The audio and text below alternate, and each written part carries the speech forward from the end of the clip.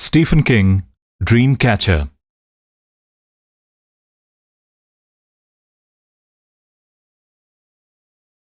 First, the news. From the East Oregonian, June 25, 1947. Fire control officer spots flying saucers. Kenneth Arnold reports 9 disc-shaped objects, shiny, silvery, moved incredibly fast. From the Roswell Daily Record, July 8, 1947. Air Force captures flying saucer on ranch in Roswell region. Intelligence officers recover crashed disc. From the Roswell Daily Record, July 9, 1947. Air Force declares saucer weather balloon.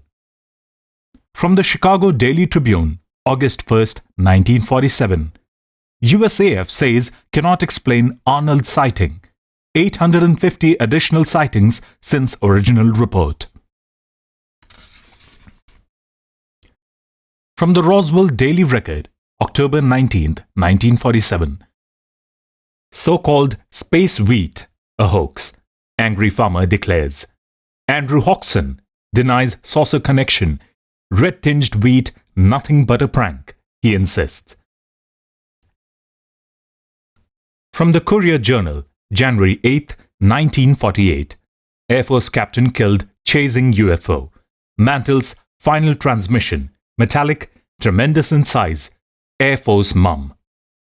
From the Brazilian National, March 8, 1957. Strange ringed craft crashes in Mato Grosso. 2 women menaced near Ponto Porã. We hear squealing sounds from within, they declare. From the Brazilian National, March 12, 1957. Mato Grosso horror. Reports of grey men with huge black eyes. Scientists scoff. Reporters persist. Villages in terror. From the Oklahoman, March 12, 1965. State policeman fires at UFO. Claims saucer was 40 feet above Highway 9, Tinker. AFB radar confirms sightings. The Oklahoman, June 2, 1965. Alien growth a hoax. Farm Bureau rep declares. Red weeds said to be work of spray gun. Teenagers. From the Portland Press Herald, September 14, 1965. New Hampshire UFO sightings mount. Most sightings in Exeter area. Some residents express fear of alien invasion. From the Manchester Union Leader, September 19, 1965. Enormous object sighted near Exeter was optical illusion. Air Force investigators refute state police sighting. Officer Cleland adamant. I know what I saw. From the Manchester Union Leader, September 30, 1965. Food poisoning epidemic in Plaistow, still unexplained. Over 300 affected, most recovering. FDA officers say may have been contaminated wells. From the Michigan Journal, October 9, 1965. Gerald Ford calls for UFO investigation. Republican House leader says Michigan lights may be extraterrestrial in origin. From the Los Angeles Times, November 19, 1978. Caltech scientists report sighting huge disc-shaped object in Mojave. Tickman was surrounded by small bright lights. Morales saw red growth like angel hair. From the Los Angeles Times, November 24, 1978. State Police, USAF investigators find no angel hair in Mojave site. Tickman and Morales take pass, lie tests, possibility of hoax discontinued. From the New York Times, August 16, 1980. Alien abductees remain convinced. Psychologists question drawings of so-called grey men. From the Wall Street Journal, February 9, 1985. Carl Sagan, no, we are not alone. Prominent scientist reaffirms beliefs in ETs. Says odds of intelligent life are enormous. From the Phoenix Sun, March 14, 1997. Huge UFO sighted near Prescott. Dozens describe boomerang-shaped object. Switchboard at Luke. AFB deluged with reports. From the Phoenix Sun, March 20, 1997. Phoenix lights remain unexplained. Photos not doctored, expert says. Air Force investigators mum. From the Paulden Weekly, April 9, 1997. Food poisoning outbreak unexplained. reports of red grass discounted as hoax. From the Derry Daily News, March 15, 2000. Mystery lights once again reported in Jefferson Tract. Kenyo town manager.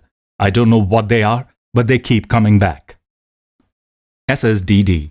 It became their motto, and Jonesy couldn't for the life of him remember which of them started saying it first. Payback's a bitch. That was his. Fuck me Freddy, and half a dozen even more colorful obscenities originated with Beaver. Henry was the one who taught them to say what goes around comes around. It was the kind of Zen shit Henry liked, even when they were kids. SSDD, though, what about SSDD? Whose brainstorm had that been? Didn't matter. What mattered was that they believed the first half of it when they were a quartet, and all of it when they were 5, and then the second half of it when they were a quartet again. When it was just the 4 of them again, the days got darker. There were more Fuck Me Freddy days. They knew it, but not why. They knew something was wrong with them. Different at least, but not what. They knew they were caught, but not exactly how. And all this long before the lights in the sky. Before McCarthy and Becky Shue. SSDD, sometimes it's just what you say, and sometimes you believe in nothing but the darkness. And then, how do you go along? 1988. Even Beaver gets the blues. To say that Beaver's marriage didn't work would be like saying that the launch of the Challenger space shuttle went a little bit wrong.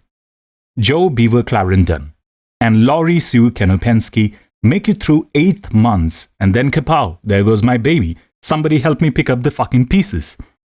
The Beav is basically a happy guy. Any of his hangout buddies would tell you that. But this is his dark time. He doesn't see any of his old friends, the ones he thinks of as real friends, except for 1 week in November when they were together every year. And last November, he and Laurie Sue had been hanging on. By a thread, granted, but still hanging on. Now he spends a lot of his time, too much, he knows, in the bars of Portland's Old Port District. The Porthole, the Seamen's Club, and the Free Street Pub. He's drinking too much and smoking too much of the old rope-a-dope, and come most mornings, he doesn't like to look at himself in the bathroom mirror. His red-rimmed eyes skitter away from his reflection, and he thinks, I ought to quit the clubs. Pretty soon I'm gonna have a problem the way Pete's got one. Jesus Christ, bananas. Quit the clubs, quit the partying, good fucking idea. And then he's back again, kiss my bender, and how you doing? This Thursday it's the Free Street, and damned if there isn't a beer in his hand, a joint in his pocket, and some old instrumental sounds like a little bit like The Ventures pouring from the Duke. He can't quite remember the name of this one, which was popular before his time. Still, he knows it. He listens a lot of Portland oldies station since he got divorced. Oldies are soothing. A lot of the new stuff, Laurie Sue knew and liked a lot of it, but Beaver doesn't get it. The Free Street is mostly empty. Maybe half a dozen guys at the bars and another half a dozen shooting 8-ball in the back. Beaver and 3 of his hangout buddies in one of the booths, drinking draft Millers and cutting a greasy deck of cards to see who pays for next round. What is the instrumental with all the bubbling guitars? Out of Limits? Telstar? Nah, there's a synthesizer in Telstar and no synth in this. And who gives a shit? The other guys are talking about Jackson Brown, who played the Civic Center last night and put on a kick-ass show, according to George Pelson, who was there. I'll tell you something else that was kick-ass, George says, looking at them impressively. He raises his undershot chin, showing them all a red mark on the side of his neck. You know what that is? Hickey, ain't it?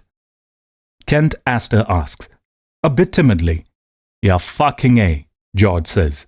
I was hanging around the stage door after the show, me and a bunch of other guys hoping to get Jackson's autograph. Or maybe, I don't know, David Lindley? He's cool. Kent and Sean Robideau agree that Lindley is cool. Not a guitar god by any means. Mark Knopfler of Dire Straits is the guitar god, and Angus Young of AC/DC, and of course Clapton. But very cool just the same. Lindley has great licks, has awesome dreads as well, all down to his shoulders. Beaver doesn't join in the talk. All at once he wants to get out of there, out of this stale going nowhere bar and cop some fresh air. He knows where George is going with this, and it's all a lie. Her name wasn't Shantae. You don't know what her name was. She blew right past you like you weren't there. What you would be to a girl like her anyway, just another working class long hair in another working class New England town. Into the band bus she went and out of your life. Your fucking uninteresting life. The Shantays is the name of the group you were listening to, not the Marquettes or Barcays, but the Shantays. It's pipelined by the Shantays, and that thing on your neck isn't a hickey, it's a razor burn. He thinks this, then he hears crying. Not in the free street, but in his mind, long gone crying. It goes right into your head, that crying, goes in like splinters of glass, and oh fuck me Freddy, somebody make him stop crying. I was the one who made him stop, Beaver thinks. That was me. I was the one who made him stop. I took him in my arms and sang to him. Meanwhile, George Pelson is telling them how the stage door finally opened, but it wasn't Jackson Browne who came out. Not David Lindley either. It was a trio of chick singers, one named Randy, one named Susie, and one named Shantae. Yummy ladies, oh so tall and tasty. Man, Sean says, rolling his eyes. He's a chubby little fellow whose sexual exploits consist of occasional field trips to Boston, where he eyes the strippers at the Foxy Lady and the waitresses at Hooters. Oh man, fucking Shantae. He makes jacking off gestures in the air. At that at least, Beav thinks he looks like a pro. So I started talking to her, mostly Shantae, and asked her if she'd like to see some of the Portland nightlife. So the Beav takes a toothpick from his pocket and slides it into his mouth, tuning the rest out. All at once, the toothpick is just what he wants. Not the beer in front of him, not the joint in his pocket, certainly not George Pelson's empty cahoot about how he and the mythical Shantae got it on in the back of his pickup. Thank God for that camper cap. When George's ram is rocking, don't come knocking. It's all puff and blow, Beaver thinks, and suddenly he is desperately depressed.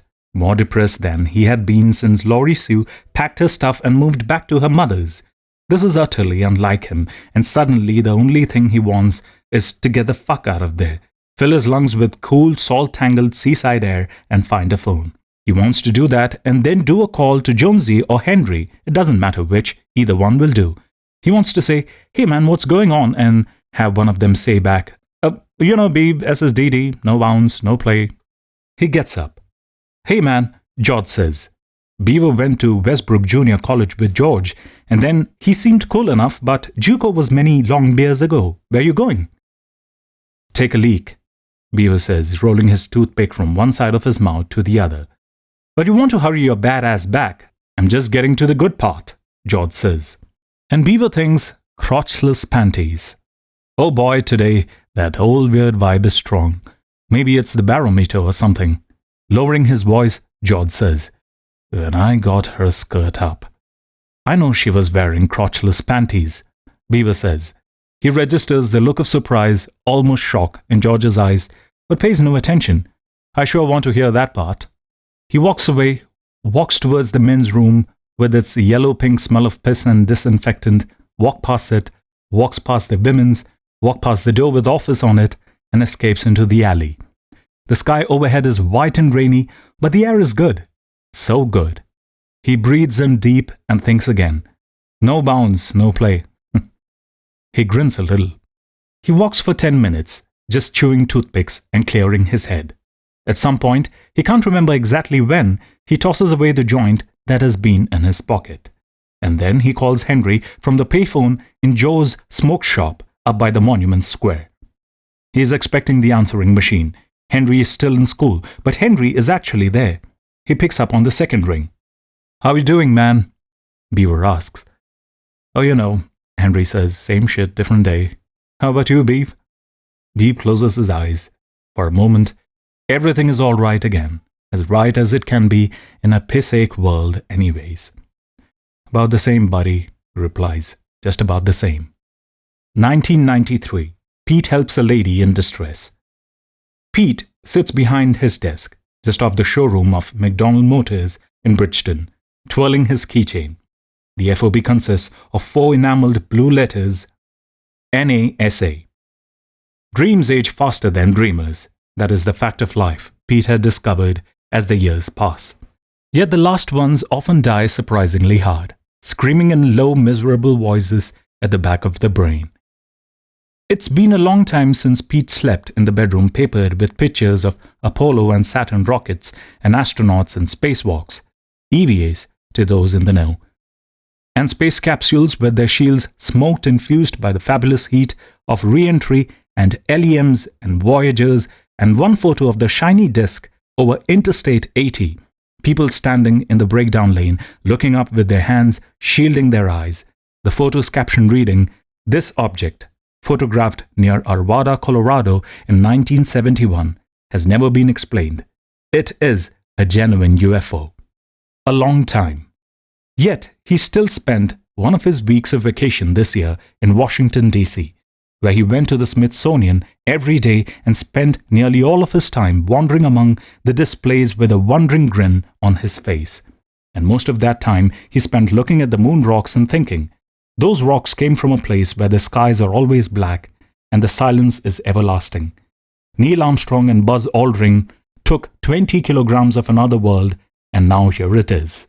And here he is, sitting behind his desk on a day when he hasn't sold a single car.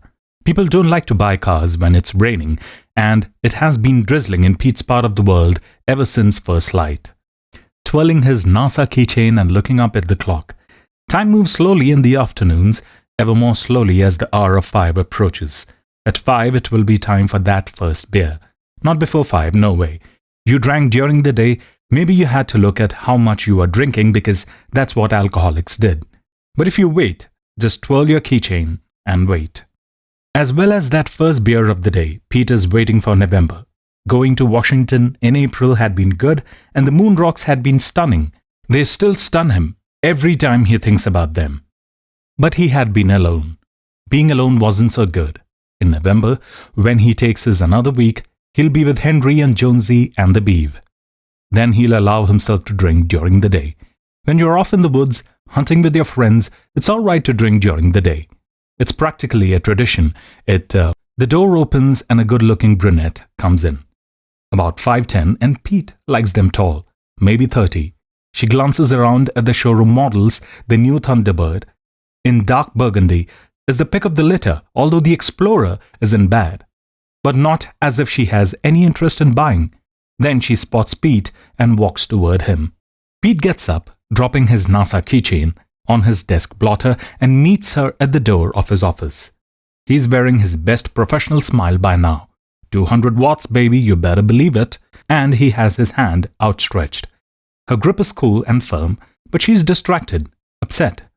"This probably isn't going to work," she says. "Now, you never want to start that way with a car salesman," Pete says. "We love a challenge. I'm Pete Moore." "Hello," she says, but doesn't give her name, which is Trish. "I have an appointment with Freiberg in just..." She glances at the clock, which Pete watches so closely during the slow afternoon hours. "In just 45 minutes. It's with a client who wants to buy a house, and I think I have the right one. There's a sizable commission involved, and..." Her eyes are now brimming with tears, and she has to swallow to get rid of the thickness creeping into her voice. "And I've lost my goddamn keys. My goddamn car keys." She opens her purse and rummages in it. "But I have my registration plus some other papers. There are all sorts of numbers, and I thought maybe, just maybe you could make me a new set, and I could be on my way. This sale could make my year, Mr." She has forgotten. He isn't offended. Moore is almost as common as Smith or Jones. Besides, she is upset. Losing your car keys will do that. He's seen it 100 times. Moore. But I answer just as well to Pete. "Can you help me, Mr. Moore? Or is there someone in the service department who can?" Old Johnny Damon's back there, and he'd be happy to help her, but she wouldn't make her appointment in Freiberg, that's for sure. "We can get you new car keys, but it's liable to take at least 24 hours or maybe like 48, he says. She looks at him with her brimming eyes, which are a velvety brown, and lets out a dismayed cry. "Damn it! Damn it!" An odd thought comes to Pete then. She looks at the girl he knew a long time ago. Not well, they hadn't known her well, but well enough to save her life. Josie Rinkenhauer, her name had been. "I knew it," Trish says, no longer trying to keep that husky thickness out of her voice. "Oh boy, I just knew it." She turns away from him, now beginning to cry in earnest. Pete walks after her and takes her gently by the shoulder. Wait, Trish, wait, just a minute.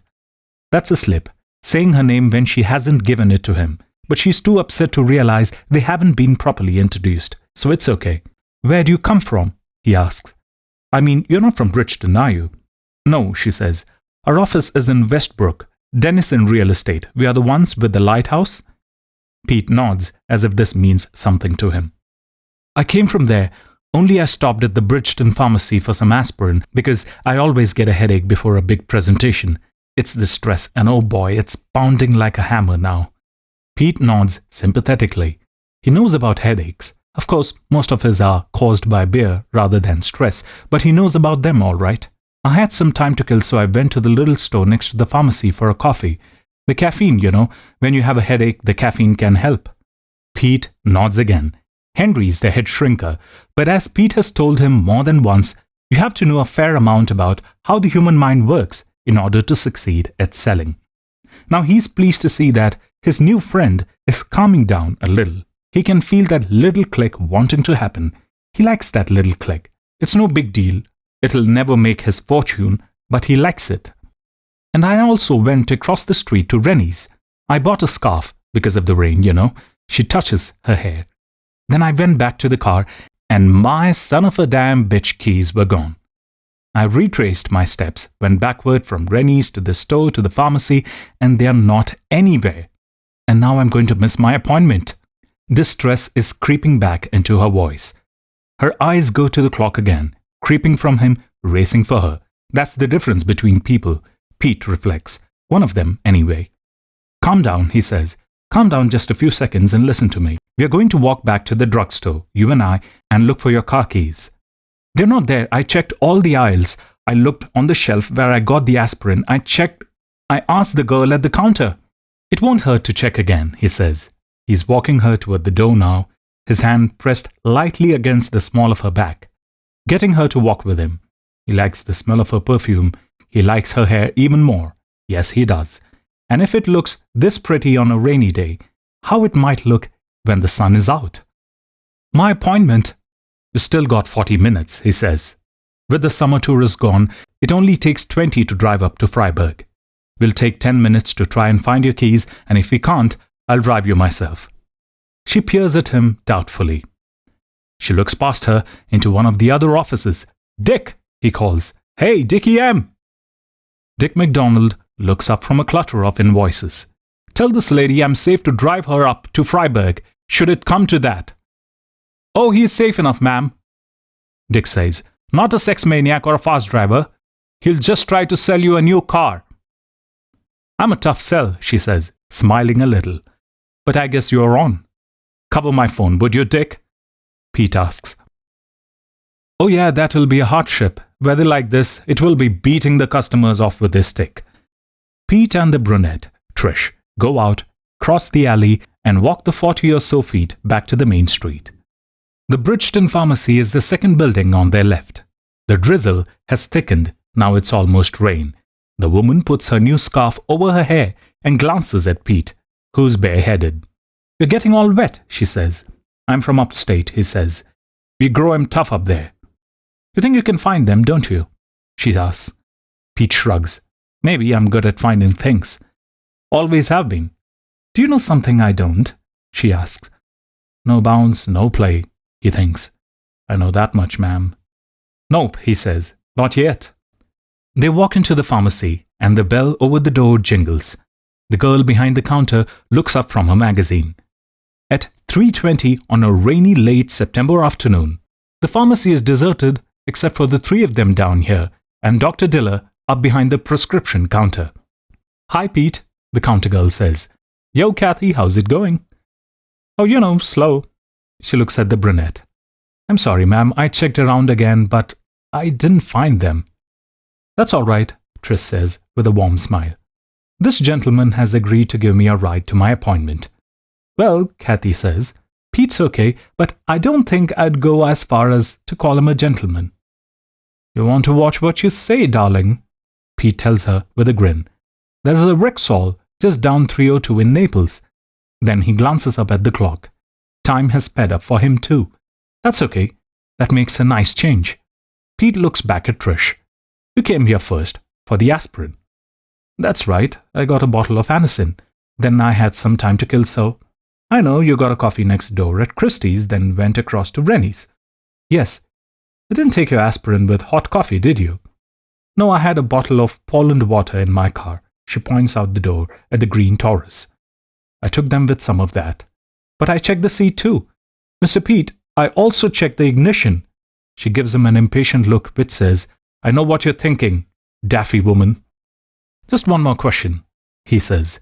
If I find your car keys, would you go out to dinner with me?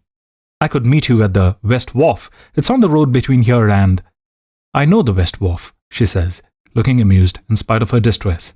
At the counter, Kathy's even pretending to read her magazine. This is better than Redbook, by far. How do you know I'm not married or something?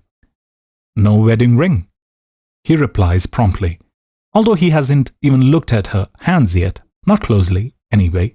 Besides, I was just talking about fried clams, coleslaw, and strawberry shortcake, not a lifetime commitment. She looks at the clock.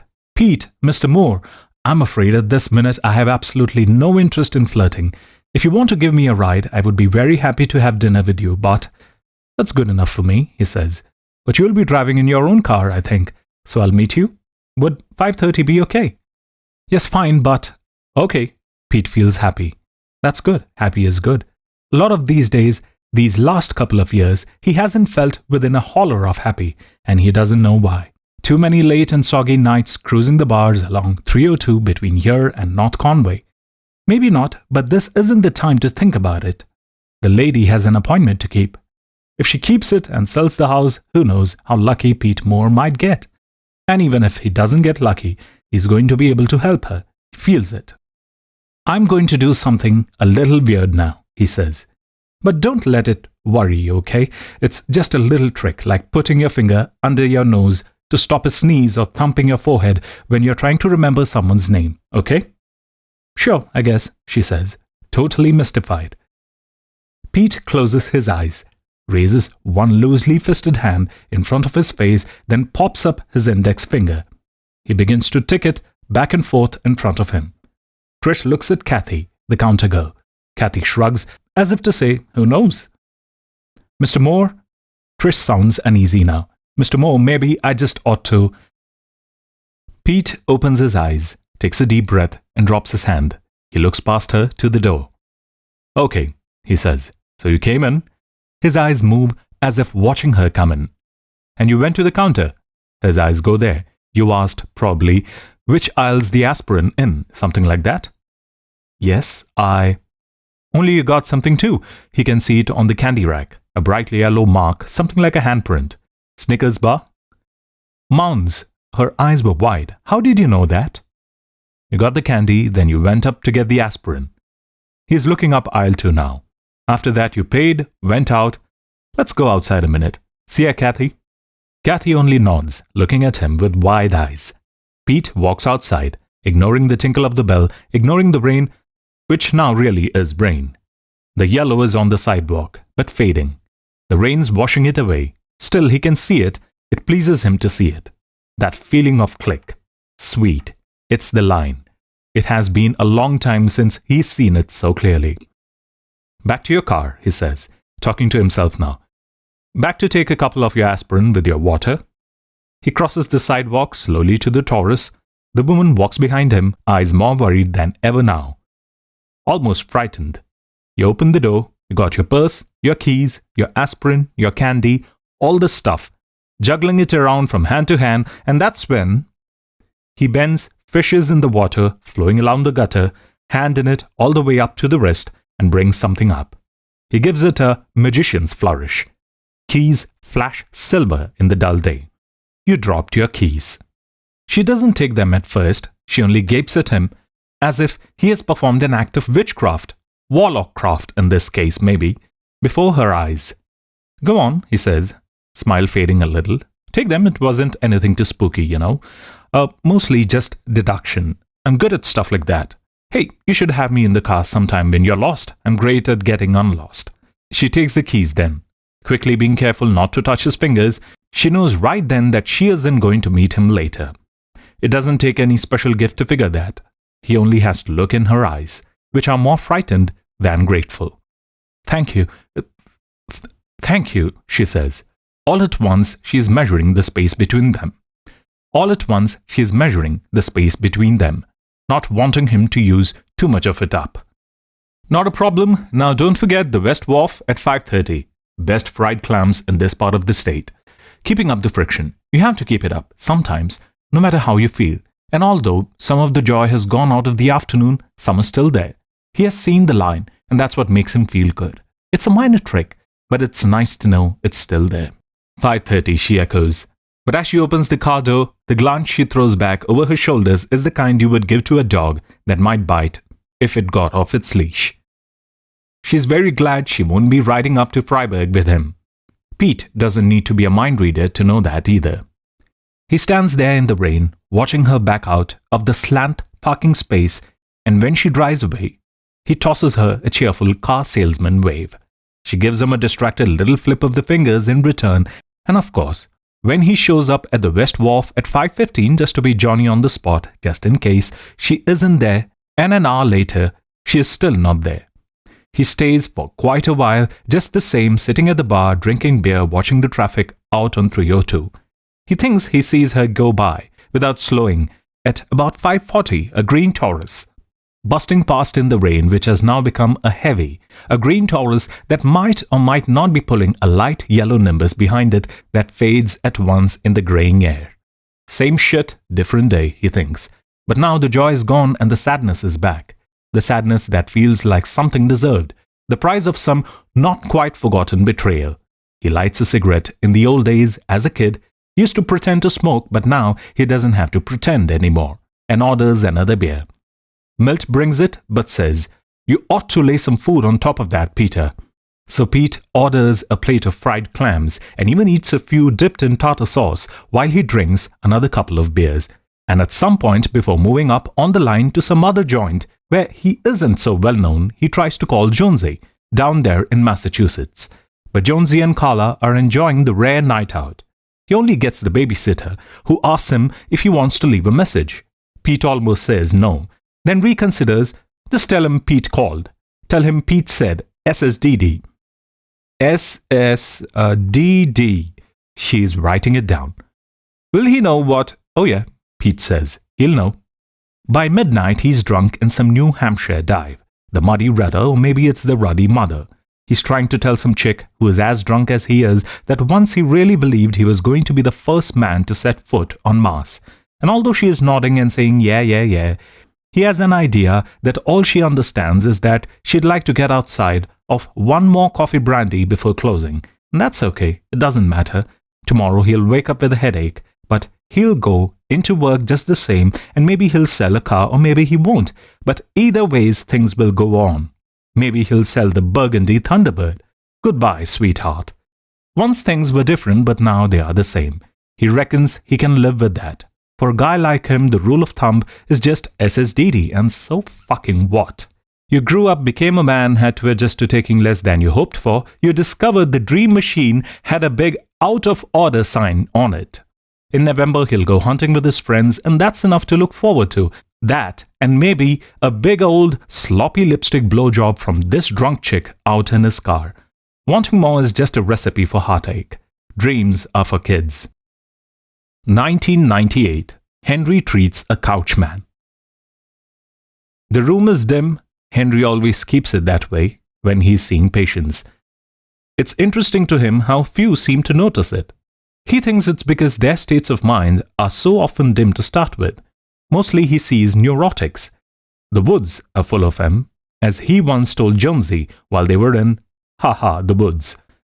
And it is his assessment, completely unscientific, that their problems act as a kind of a polarizing shield between them and the rest of the world. As the neurosis deepens, so does the interior darkness. Mostly what he feels for his patients is kind of a distanced sympathy. Sometimes pity. Very few of them make him impatient. Barry Newman is one of those. Patients who enter Henry's office for the first time are presented with a choice they usually don't register as a choice. When they come in, they see a pleasant, if rather dim room, with a fireplace to the left. It's equipped with one of those everlasting logs, steel disguised as birch, with 4 cunningly placed gas jets beneath. Beside the fireplace is a wing chair where Henry always sits beneath an excellent reproduction of Van Gogh's Marigolds. Henry sometimes tells colleagues that every psychiatrist should at least have one Van Gogh in his or her consulting space. Across the room is an easy chair and a couch. Henry is always interested to see which one a new patient will choose. Certainly, he has been plying the trade long enough to know what a patient chooses the first time is what he or she will choose almost every time. There is a paper in this. Henry knows there is, but he cannot isolate the thesis. And in any case, he finds he has less interest these days in such things as papers and journals and conventions and colloquia. They used to matter, but now things have changed. He's sleeping less, eating less, laughing less too. A darkness has come into his own life. That polarizing filter, and Henry finds he has no objection to this. Less glare. Barry Newman was a couchman from the first, and Henry has never once made a mistake of believing this has anything to do with Barry's mental condition. The couch is simply more comfortable for Barry, although sometimes Henry has to give him a hand to get Barry up from it when his 50 minutes have expired.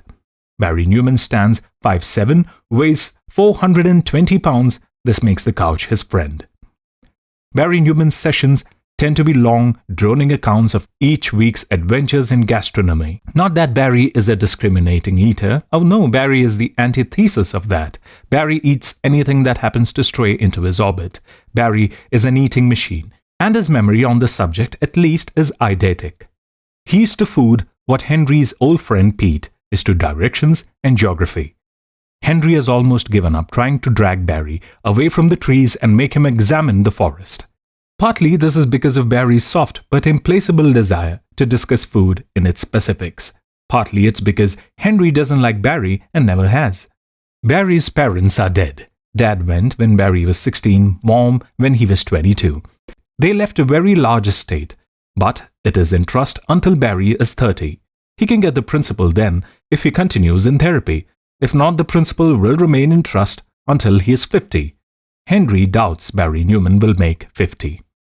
Barry's blood pressure, he has told Henry this with some pride, is 190 over 140.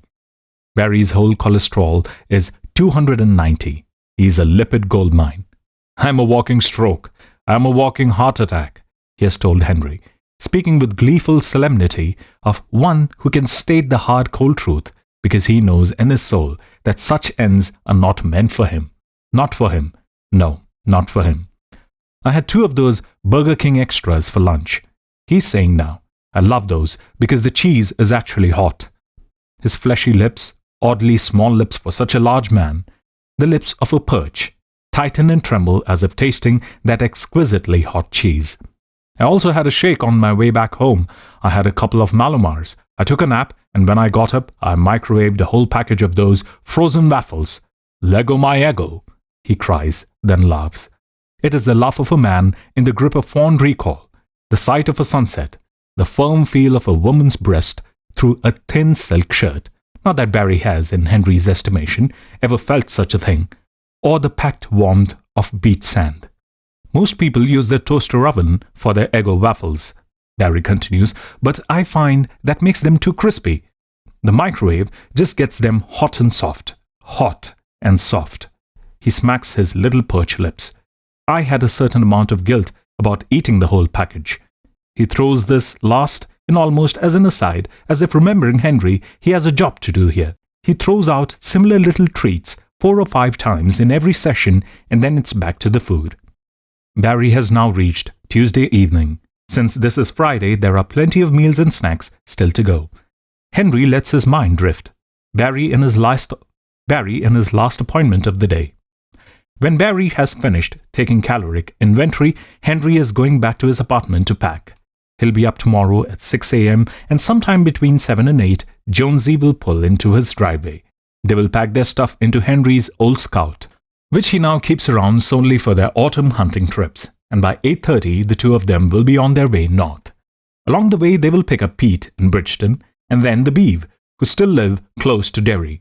By evening they will be at the hole in the wall in the Jefferson track, playing cards in the living room and listening to the wind hoot around the eaves. Their guns will be leaning in the corner of the kitchen, their hunting licenses hung over the hook on the back door. He'll be with his friends, and that always feels like coming home. For a week, that polarizing filter may lift up a little bit. They will talk about old times, they will laugh at Beaver's outrageous profanities, and if one or more of them actually shoots a deer, that will be an extra added attraction. Together they are still good, together they still defeat time. Far in the background, Barry Newman drones on and on. Pork chops and mashed potatoes and corn and cob dripping with butter and Pepperidge Farm chocolate cake and a bowl of Pepsi Cola with 4 scoops of Ben & Jerry's Chunky Monkey ice cream floating in it, and eggs, fried eggs, boiled eggs, poached. Henry nods in all the right places and hears it all without really listening. This is an old psychiatric skill. God knows Henry and his old friends have their problems. Beaver is terrible when it comes to relationships. Pete drinks too much, way too much, is what Henry thinks. Jonesy and Carla are having a near miss with divorce, and Henry is now struggling with depression that seems to him every bit as seductive as it does unpleasant. So yes, they have their problems, but together they're still good, still able to light it up, and by tomorrow night they will be together for 8 days this year. That's good. I know I shouldn't, but I just get this compulsion early in the morning. Maybe it's low blood sugar. I think it might be that. Anyway, I ate the rest of the pound cake that was in the fridge. Then I got in the car and drove down to Dunkin' Donuts and got a dozen of Dutch apple and 4 or... Henry's still thinking about the annual hunting trip that starts tomorrow. Isn't aware of what he's saying until it is out. Maybe this compulsive eating, Barry, maybe it has something to do with thinking you killed your mother. Do you think that's possible? Barry's words stop. Henry looks up and sees Barry Newman staring at him with eyes so wide they are actually visible. And although Henry knows he should stop, he has no business doing this at all. It has absolutely nothing to do with therapy. He doesn't want to stop. Some of this may have to do with thinking about his old friends, but most of it is just seeing that shocked look on Barry's face and the pallor of his cheek. What really bugs Henry about Barry, he supposes, is Barry's complacency. His inner assurance that there is no need to change this self-destructive behavior, let alone search for its roots. Do you think you killed her, don't you? Henry asks. He speaks casually, almost lightly.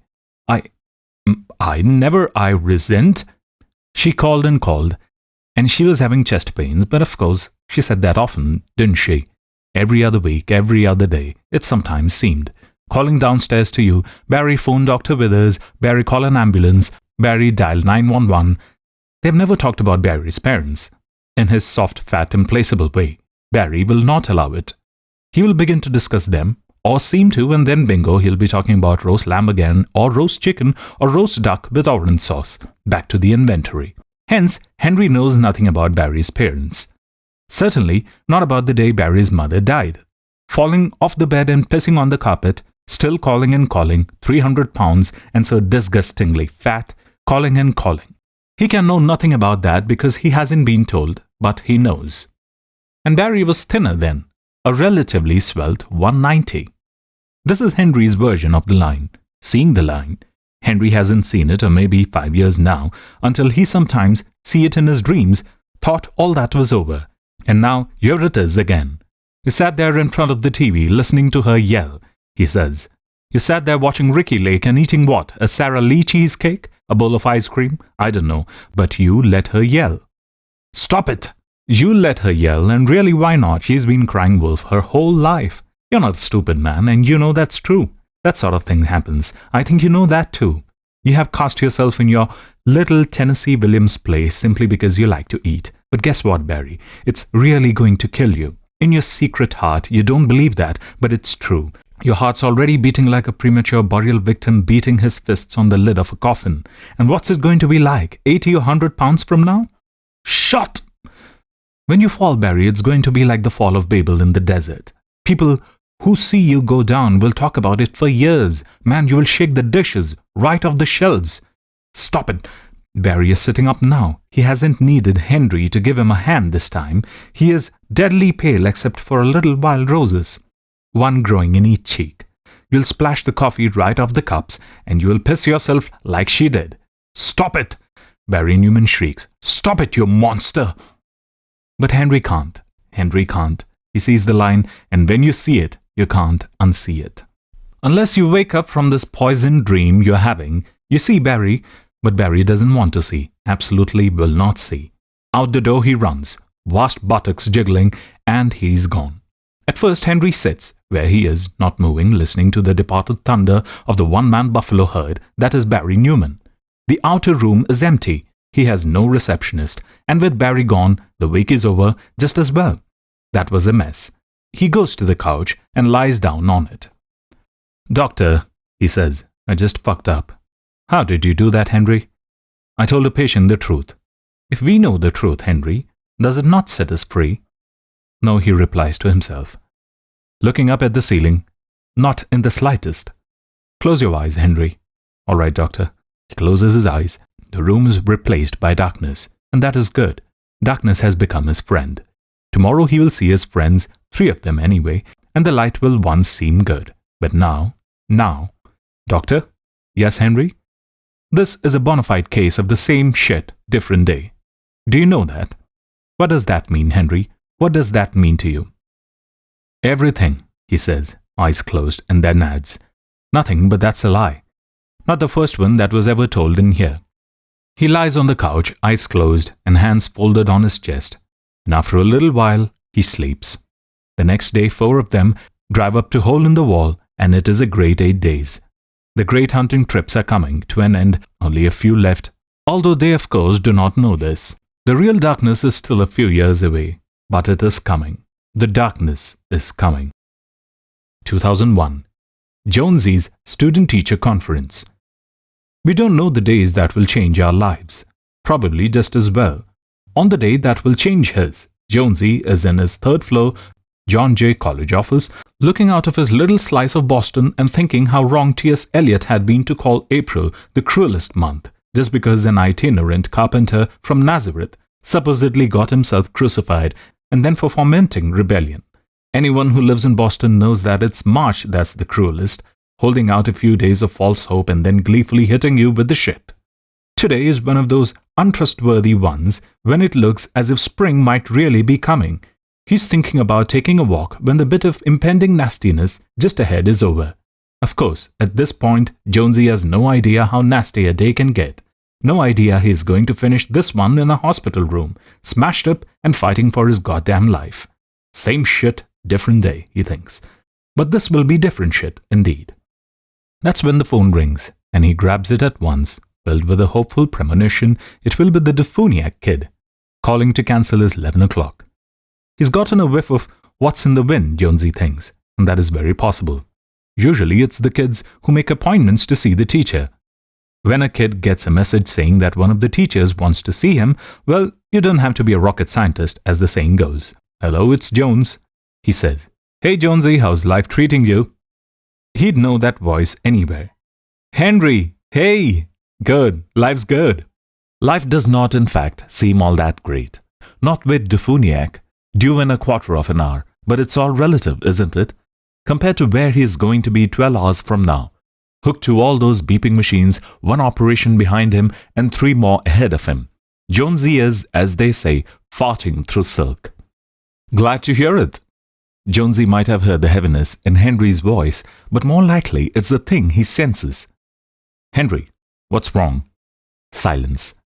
Jonesy is about to ask again when Henry answers. "A patient of mine died yesterday. I happened to see the obit in the paper. Barry Newman. His name was..." Henry pauses. "He was a couchman."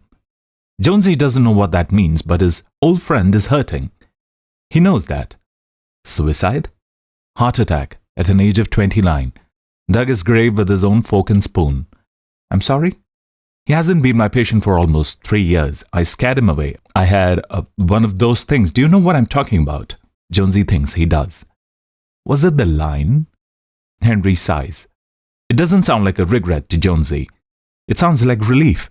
Yeah, kind of sogden to him. He took off like his ass was on fire. That doesn't make you responsible for his coronary. Maybe you're right, but that's not the way it feels. A pause. And then, with a shade of amusement, "Isn't that a line from Jim Crow's song? Are you all right, Jonesy?" "Me? Yeah. Why do you ask?" "I don't know. Henry says. "Only I've been thinking about you ever since I opened the paper and saw Barry's picture on the obituary page. I want you to be careful." Around his bones, many of which will soon be broken, Jonesy feels a slight coldness. "What exactly are you talking about?" "I don't know," Henry says. "Maybe nothing, but is it the line now?" Jonesy is alarmed. He swings around in his chair and looks out of the window at the chancy spring sunlight. It crosses his mind that maybe the demoniac kid is disturbed. Maybe he's carrying a gun. Packing heat, as they say in the mystery and suspense novels Jonesy likes to read in his spare time. And Henry has somehow picked this up. "I don't know, the most likely thing is that I'm just having a displaced reaction from seeing Barry's picture on the all-done page. But watch yourself the next little while, would you?" "Well, yeah, I can do that." "Good. And you're okay."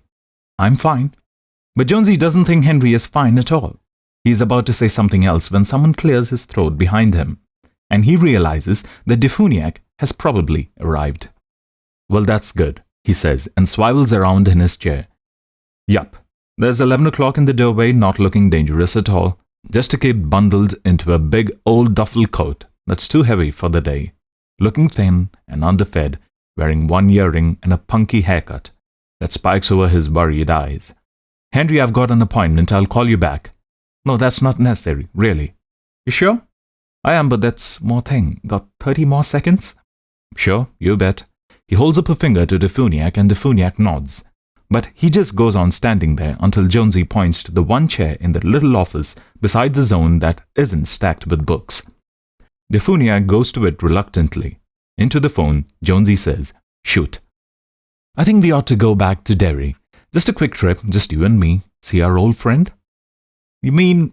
But he doesn't want to say that name, that baby-sounding name with the stranger in the room. "He doesn't have to." Henry says it to him. Once they were a quartet, then for a little while they were 5, and they were 4 again, but the 5th one has never exactly left them. Henry says that name, the name of the boy who is magically still a boy. About him, Henry's worries are more clear, more easily expressed. It isn't he knows, he tells Jonesy, just a feeling that their old pal might need a visit. "Have you talked to his mother?" Jonesy asks. "I think," Henry says, "it might be better if we just, orbited on in there. How's your calendar look for this weekend? Or the one after?" Jonesy doesn't need to check. The weekend starts day after tomorrow. There is a faculty thing Saturday afternoon, but he can easily get clear of that. "I'm fine both days this weekend," he says. "If I was to come by Saturday at 10? "That'd be fine." Henry sounds relieved, more like himself. Jonesy relaxes a little. "You sure?" "If you think we ought to go see..." Jonesy hesitates. "See Douglas, then probably we should. It's been too long." "Your appointment's there, isn't he?" "Uh-huh." "Okay, I'll look for you at 10 on Saturday. Hey, maybe we'll take the Scout, give it a run. How would that be?" "That would be terrific." Henry laughs. "Carla's still making you lunch, Jonesy." "She is." Jonesy looks towards his briefcase. "What you got today? Tuna fish?" "Egg salad." "Mm-hmm. Okay. I'm out of here. SSDD, right?" "SSDD." Jonesy agrees. He can't call their own friend by his right name in front of the student, but SSDD is all right. "Talk to you, and take care of yourself. I mean it." The emphasis in Henry's voice is unmistakable and a little scary. But before Jonesy can respond, and what would he say with Defuniak sitting in corner watching and listening, he doesn't know. Henry is gone. Jonesy looks at his phone thoughtfully for a moment, then hangs up. He flips a page on his desk calendar, and on Saturday he crosses out drinks with Dean Jacobson's house and writes beg off going to Derry with Henry to see D. But this is an appointment he will not keep. By Saturday, Derry and his old friends will be the furthest things from his mind. Jonesy pulls in a deep breath, lets it out, and transfers his attention to his troublesome 11 o'clock. The kid shifts uncomfortably in his chair. He has a pretty good idea why he's been summoned here. Jonesy guesses. "So, Mr. Defuniak," he says, "you're from Maine, according to your records." Yeah, Pittsfield, Your records also say that you're here on scholarship and that you have done well." The kid he sees is actually a lot more than worried. The kid is on the verge of tears. Christ, this is hard. Jonesy has never had to accuse a student of cheating before, but he supposes this won't be the last time. He only hopes it doesn't happen too often, because this is hard. what Beaver would call a fuck arrow. Mr. Defuniak, David, do you know what happens to scholarships if the students holding them are caught cheating on a midterm exam, let us say? The kid jerks as if a hidden prankster under his chair has just triggered a low-voltage electric charge into one of his skinny buttocks, but his lips are trembling and the first tear, oh, there it goes down his unshaven boy's cheek. I can tell you, Jonesy says, such scholarships evaporate. That's what happens to them. Poof, and gone into thin air. There is a folder on Jonesy's desk.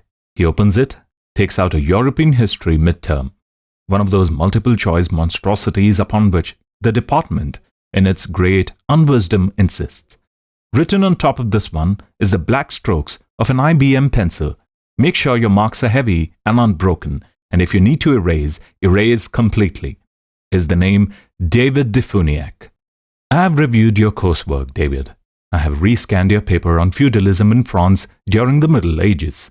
I have been through your transcripts. You haven't exhibited brilliance, but you have done okay, and I'm aware that you are simply satisfying a requirement here. Your real interests don't lie in my field, do they? Defuniak shakes his head mutely. The tears gleam on his cheeks in that untrustworthy mid-March sunlight. There's a box of Kleenex on the corner of Jonesy's desk, and he tosses it to the boy, who catches it easily even in his distress. Good reflexes. When you're 19, all your wiring is still nice and tight. All your connections nice and solid. Wait a few years, Mr. Defuniak, he thinks. I'm only 37 and already some of my wires are getting loose. Maybe you deserve another chance, Jonesy says. Slow and deliberately he begins to crumple Defuniak's midterm, which is suspiciously perfect.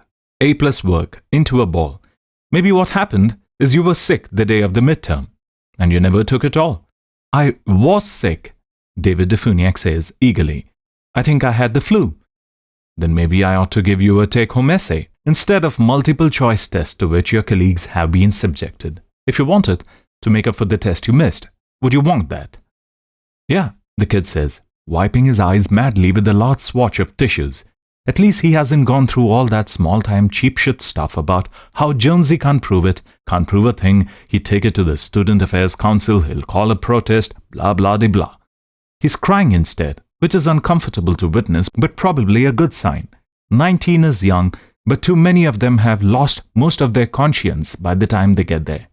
Defuniak has pretty much owned up, which suggests there might still be a man in there waiting to come out. Yeah, that'd be great.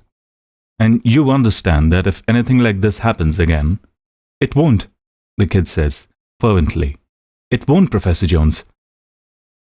Although Jonesy is only an associate professor, he doesn't bother to correct him. Someday, after all, he will be Professor Jones. He better be. He and his wife have a house full of kids, and if there aren't at least a few salary bumps in his future, life is apt to be pretty tough scramble. They've had some tough scrambles already. I hope not, he says.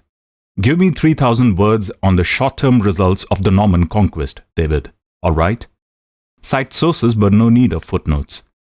Keep it informal but present a cogent thesis. I want it by next Monday. Understood? Yes, sir. Then why don't you go on and get started? He points at the Defuniak's tatty footwear. And the next time you think of buying beer, buy some new sneakers instead. I wouldn't want you to catch the flu again. Defuniak goes to the door, then turns. He is anxious to be gone before Mr. Jones changes his mind. But he is also 19. And curious. How did you know? You weren't even there that day. Some grad student proctored the test. I knew, and that's enough, Jonesy says with some asperity. Go on, son. Write a good paper. Hold on to your scholarship. I'm from Maine myself, Derry, and I know Pittsfield. It's a better place to be from than to go back to. You got that right, Defuniak says fervently. Thank you. Thank you for giving me a chance. Close the door on your way out. Defuniak, who will spend his sneaker money not on beer, but on a get-well bouquet for Jonesy, goes out, obediently closing the door behind him. Jonesy swings around and looks out the window again. The sunshine is untrustworthy but enticing. And because the Defuniak thing went better than he had expected, he thinks he wants to get out in that sunlight before more March clouds or maybe snow come rolling in. He had planned to eat in his office, but a new plan occurs to him. It is absolutely the worst plan of his life, but of course Jonesy doesn't know that. The plan is to grab his briefcase, pick up a copy of the Boston Phoenix, and walk across the river to Cambridge. He'll sit on the bench and eat his egg salad sandwich in the sun. He gets up to put Defuniak's file in the cabinet marked DF. "How did you know?" the boy had asked, and Jonesy supposes that was a good question. An excellent question, really. The answer is this: he knew because sometimes he does. That's the truth, and there's no other. If someone puts a gun to his head, he'd say he'd found out during the first class, during the midterm, that it was right there in front of David Defuniak's mind. Big and bright, flashing on and off in guilty red neon. Cheater, cheater, cheater. But man, that's dope. He can't read minds. He never could. Never ever, never ever, never ever could. Sometimes things flash into his head. Yes, he knew about his wife's problem with pills. That way, and he supposes he might have known in that same way that Henry was depressed when he called. No, it was in his voice, doofus. That's all it was. But stuff like that hardly ever happens anymore. There has been nothing really odd since the business with Josie Rickenhauer. Maybe there was something more, and maybe it trailed them out of their childhoods and adolescence, and surely it is gone now. Or almost gone. Almost. He circles the word "going to Derry" on his desk calendar, then grabs his briefcase. And as he does, a new thought comes to him, sudden and meaningless, but very powerful. Watch out for Mr. Gray. He stops with one hand on his doorknob, and that was his own voice, no doubt about it. What? He asks the empty room. Nothing. Jonesy steps out of his office, closes the door, and tests the lock. In the corner of his door's bulletin board is a blank white card. Jonesy unpins it and turns it over. On the flip side is the printed message, "Back at 1, until then I'm history." He pins the message side to the bulletin board with perfect confidence. But it will be almost 2 months before Jonesy enters this room again and sees his desk calendar still turned to St. Patrick's Day. "Take care of yourself," Henry said. But Jonesy isn't thinking about taking care of himself. He's thinking about March sunlight. He's thinking about eating his sandwich. He's thinking he might watch a few girls over to the Cambridge side. Skirts are short and March winds are frisky. He's thinking about all sorts of things, but watching out for Mr. Gray isn't one of them. Neither is taking care of himself. This is a mistake. This is how lives change forever.